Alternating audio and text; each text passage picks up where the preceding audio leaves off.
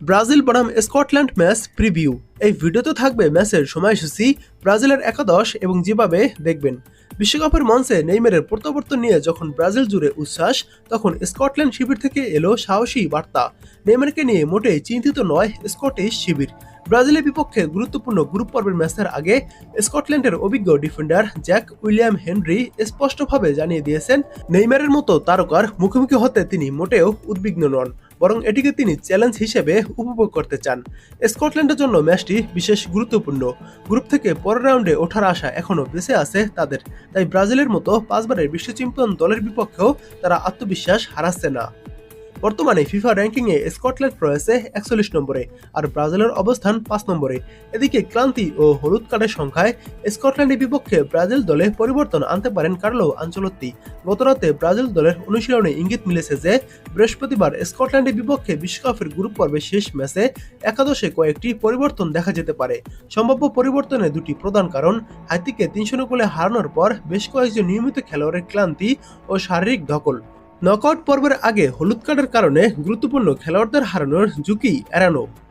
এখনও ব্রাজিল গ্রুপের প্রথম, দ্বিতীয় নাকি তৃতীয় হয়ে উঠবে তা এখনও নিশ্চিত নয়। তবে নকআউট পর্বকে সামনে রেখে সতর্ক অবস্থানে রয়েছে দল। নিয়মিত একাদশে ডগলাস সান্তোস ও ক্যাসিমিরো আরেকটি হলুদ কার্ড পেলেই সাসপেন্ড হবেন, তাই তাদের একজনকে বিশ্রাম দেয়া হতে পারে। ডগলাস সান্তোসকে বিশ্রাম দিলে তার জায়গায় অ্যালেক্সান্দ্রো খেলতে পারেন, আর ক্যাসিমিরোর পরিবর্তে দেখা যেতে পারে ফেবিনহোকে। ইবানোসও একটি হলুদ কার্ড পেয়েছেন, তবে তিনি ইতিমধ্যে দানিলোর কাছে তার মূল একাদশে জায়গা হারিয়েছেন। এছাড়া শারীরিক সমস্যার কারণেও পরিবর্তন আসতে পারে। গতকাল অনুশীলনে 7 জন খেলোয়াড়কে বিশ্রাম দেওয়া হয়েছিল: Danilo Marquinhos, Gabriel Magalhaes, Douglas Santos, Casemiro, Bruno Guimaraes ও ম্যাথিউস কুনহাকে। কিন্তু তারপর আবার শেষের দিকে তারা অনুশীলনে ফিরেছে। স্কটল্যান্ড ম্যাচের আগে বাকি দুই অনুশীলনে সম্ভাব্য পরিবর্তনগুলো পরীক্ষা করবেন আনচেলত্তি। আগামীকালকের অনুশীলনের পরেই চূড়ান্ত সিদ্ধান্ত নেওয়া হবে। তবে গতকাল যেই একাদশটি অনুশীলনে খেলিয়েছে আনচেলত্তি, সেটা আমি আপনাদেরকে দেখাতে পারি।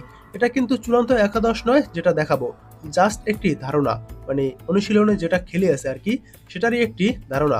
যেখানে গোলকিপার হিসেবে থাকবেন এলিসন বেকার এবং ডিফেন্ডার হিসেবে থাকবেন Douglas Santos, Gabriel Magalhaes, Marquinhos ও দানিলো, এবং মিডফিল্ডে থাকবেন ক্যাসিমিরো, ব্রুনো গুইমারেস ও লুকাস পাকেওতা, এবং ফরওয়ার্ড হিসেবে থাকবেন ভিনিসিয়াস জুনিয়র, লুইস হেনরিক, এবং ফলস 9 বা স্ট্রাইকার হিসেবে থাকতে পারেন নেইমার জুনিয়র। তবে দুর্দান্ত ফর্মে থাকা ম্যাথিউস কুনহাকে এখানে দেখা যাচ্ছে না। তবে এটা চূড়ান্ত একাদশ নয়, তাই আপনাদের চূড়ান্ত একাদশের জন্য অপেক্ষা করতে হবে। এবং এই ম্যাচটি আপনারা খুব সহজে দেখতে পারবেন। আমি স্ক্রিনে একটি অ্যাপসের নাম দিয়ে দিয়েছি গুগল বা ক্রোম থেকে নামিয়ে। তাছাড়া খুব সহজে আপনারা ফেসবুকে দেখতে পারবেন। আমি স্ক্রিনে দুটি